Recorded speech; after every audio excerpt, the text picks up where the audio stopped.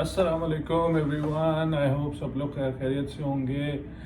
आज मैं बहुत ही इंटरेस्टिंग टॉपिक के ऊपर बात करने वाला हूँ, क्योंकि मैं जब से यूएई आया हूँ मुझसे हजार तो नहीं लेकिन 100 लोगों ने पूछ लिया है कि क्या प्रोसेस है, क्या तरीका कार है, how to get the job in UAE और क्या क्या चीज़ें चाहिए होती हैं। I see some of them are so blank के, और हमारे साथ भी यही था। मुझे भी कोई इनिशियली पता नहीं था सारी डिटेल्स का, but now as I have gone through all of these और मुझे कोई 7-8 महीने हो गए हैं, so now I am in this position कि मैं आप लोगों को गाइड कर सकूं और बता सकूं कि क्या क्या चीज़ें बेसिक चाहिए होती हैं, और जब आप इधर पहुंच जाएंगे तब आपके सामने क्या क्या चैलेंजेस आएंगे। ठीक है, तो this video is very important. I know inflation की वजह से और बाकी सारी रीजंस की वजह से काफ़ी लोग पूरी दुनिया में मूव अराउंड कर रहे हैं, और यही सिचुएशन होगी आई थिंक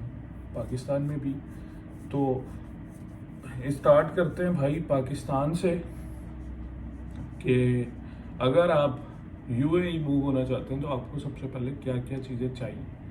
देखें, the most important thing is कि आपके पास सबसे पहले तो यूएई से जॉब ऑफर लेटर।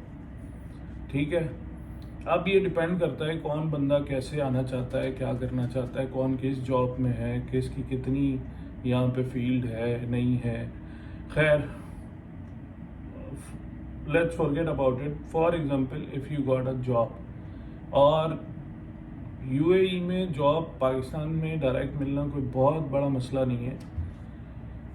दो तरीके होते हैं। एक तो ये होता है कि यहाँ से आपको रिक्रूटर आपको डायरेक्ट कांटेक्ट करें और आप उससे बात करें और यू गिव एन इंटरव्यू, और आपका ऑनलाइन इंटरव्यू में ही आप सेलेक्ट हो जाते हैं, तो that's a favourable condition for any candidate.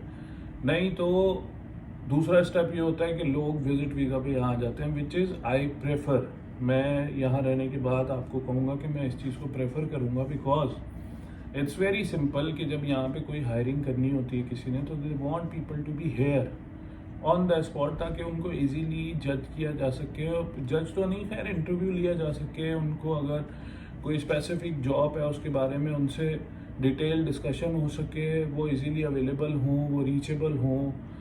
वो ऐसा ना हो कि जी वो बंदा अभी वहीं है पाकिस्तान में तो उसको बुलाया जाएगा फिर बात होगी, ये वो सारी कहानियाँ। तो it's better to come here. अच्छा, अब सेकेंड बात ये है कि अगर आप आ रहे हैं और आप आना चाहते हैं, तो सबसे पहले तो भाई आप अपना ये हिसाब किताब लगा लें कि आपको आपकी जो डिग्रीज़ हैं, जो आपकी यूनिवर्सिटी की डिग्री है, वो आप अटेस्ट करवा लें यूएई से, एचईसी से, हायर एजुकेशन कमीशन से। उसके बाद वो होगी attest ministry of foreign affair से। उसके बाद वो होगी attest ministry of embassy of UAE से, यूएई अटेस्टेशन भी उसकी होगी। तो ये तो आप पहले सट्टे पे करवा लें, और इसमें आपका कम से कम 1 महीना लग जाएगा। ठीक है, ये आप पाकिस्तान में रहते हुए ये चीज़ें तीनों तो करवा के रख लें। अच्छा, उसके बाद अगर आपने फैमिली के साथ यहाँ शिफ्ट होना है, तो फैमिली के साथ शिफ्ट होने वाले बंदे के लिए ज़रूरी है कि वो अपना बच्चों का birth certificate ministry of foreign affair से, यूएई एम्बेसी से, और अपना marriage certificate ministry of foreign affair से और यूएई एम्बेसी से अटेस्ट करवाए। उसकी कुछ लीगल ट्रांसलेशन भी ज़रूरी होती है, अरबिक में उसको कन्वर्ट करवाना पड़ता है और फिर उसको अटेस्ट करवा के इधर भेजना पड़ता है, ताकि यहाँ के जो गवर्नमेंट के इदारे हैं वो आपका डॉक्यूमेंट पढ़ सकें अच्छे तरीके से। बिकॉज मोस्टली यहाँ पे जितने भी गवर्नमेंट के इदारे हैं उनमें सारे अरबिक हैं, और अरबिक को ये रिक्वायरमेंट है कि जी उनका आपका जेन्युइन डॉक्यूमेंट अरबिक में लीगली ट्रांसलेटेड हो।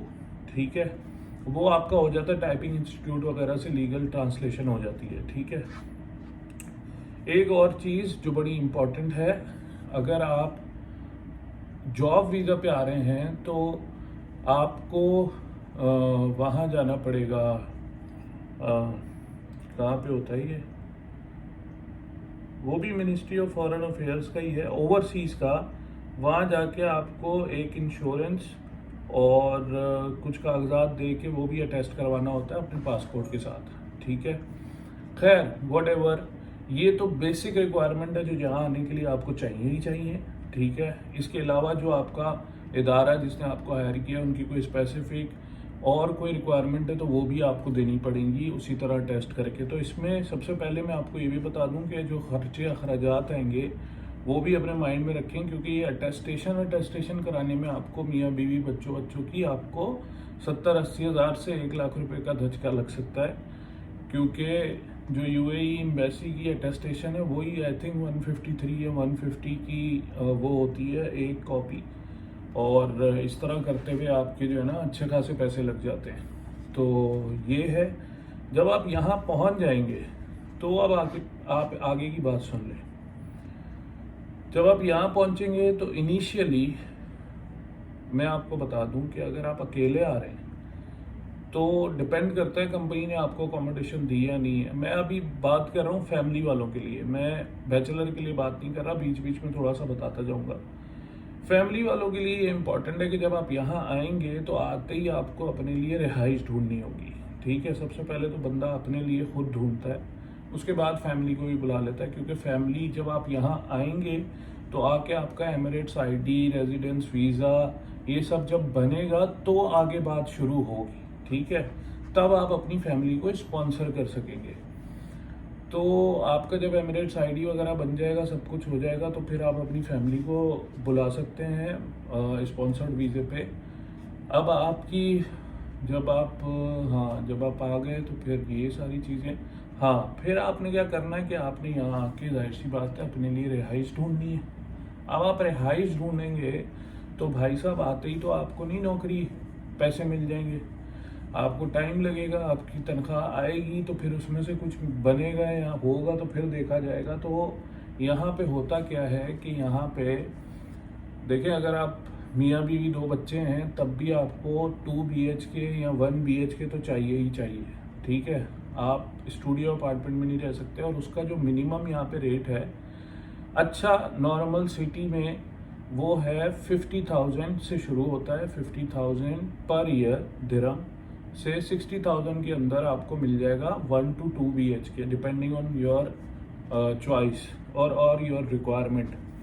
और यहाँ पे जो रेंट की डिटेल है वो ऐसे है कि आपको जो है वो ईयरली 4 चेक लेते हैं ये लोग आपसे क्वार्टर के, कि आपने पहले एडवांस पेमेंट कर देनी है 1 क्वार्टर की, कि 3 महीने का किराया तो आपने दे दिया। फॉर एग्जांपल आपका किराया है 50,000 एनुअल, तो आपको 12,500 तो दिरहम आपको ऑन द स्पॉट जमा करवाने हैं उसके पास, सही है।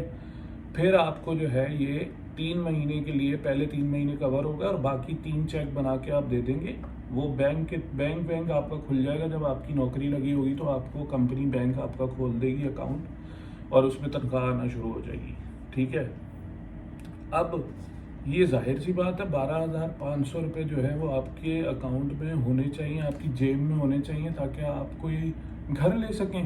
क्योंकि आपने अगर अपनी फैमिली को भी बुलाना है और आते ही बुलाना है तो फिर उनका जो आपने वीज़ा प्रोसेस किया हुआ है वो आ जाएगा आपका, तो वो आके रहेंगे कहाँ, तो उनके लिए आपको ये घर करना पड़ेगा। और इसके लिए आपको 12,500 की तो फर्स्ट टाइम में वो देनी है, पहले ये पैसे चाहिए, फिर आपको अपना खाने पीने का खर्चा चाहिए, और यहाँ पे एक्सपेंसेस अच्छे खासे हैं।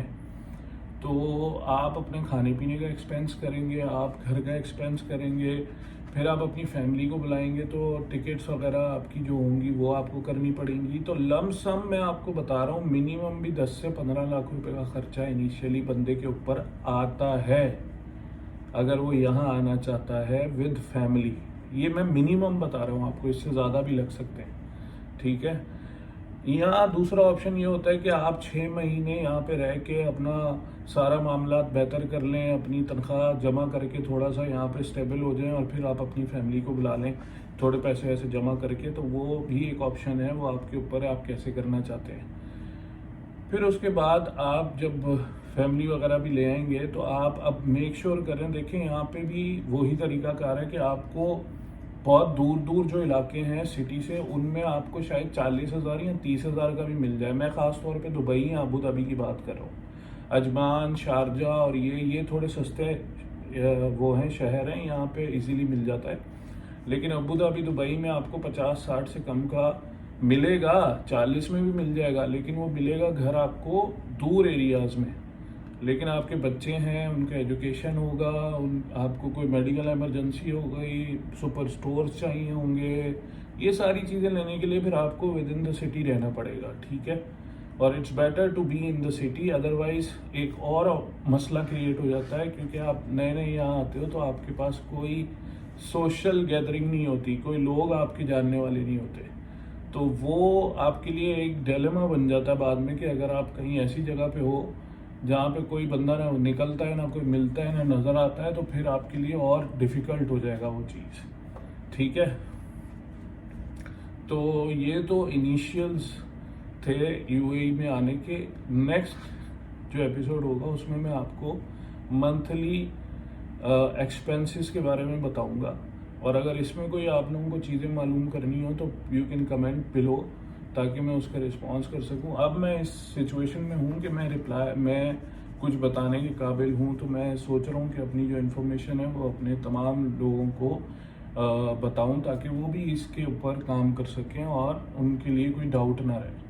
तो नेक्स्ट वीडियो में मैं आपको बताऊंगा कि how much a monthly expense will occur here, और आपकी कितनी सैलरी हो तो आप एक मुनासिब ज़िंदगी गुजार सकते हैं यहाँ पे, ठीक है जी। Thank you very much.